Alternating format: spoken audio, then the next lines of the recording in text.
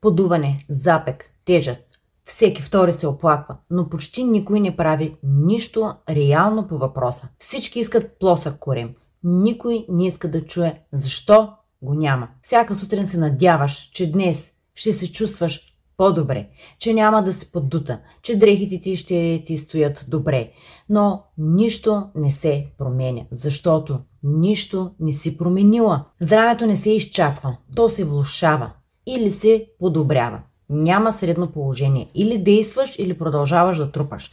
Повечето хора си правят майтап с тялото си. Някой бил подут, ама не от червата, а от черния дроб. Друг бил подут, ама той тежи 180 кг.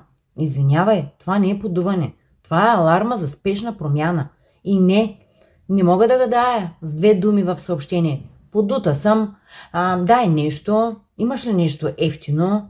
Тялото ти не е хладилник, в който ще метна нещо вътре и ще се оправи. Това е система, която изисква разбиране и грижа. Първо, опиши проблема си. Бъди точна и ясна. Второ, подходи отговорно. Ако търсиш магия или отстъпка, не си на правилното място. Програмата, която предлагам, не е просто комбинация от продукти. Тя е решение на клетъчното ниво. Изчиства, възстановява, изгражда и няма да ти давам обещания за 3 дни. Ще ти покажа как да дадеш на тялото си онова, което си отлагала с години. А оттам нататък изборът е твой.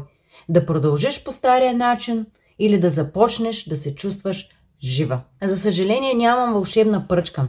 Не мога с едно хоп да изчистя червата, черния дроб и всичко, което се трупа в теб. Не искам 500 съобщения с подута съм. Искам 5 жени, които наистина искат да се променят. Работя само с жени.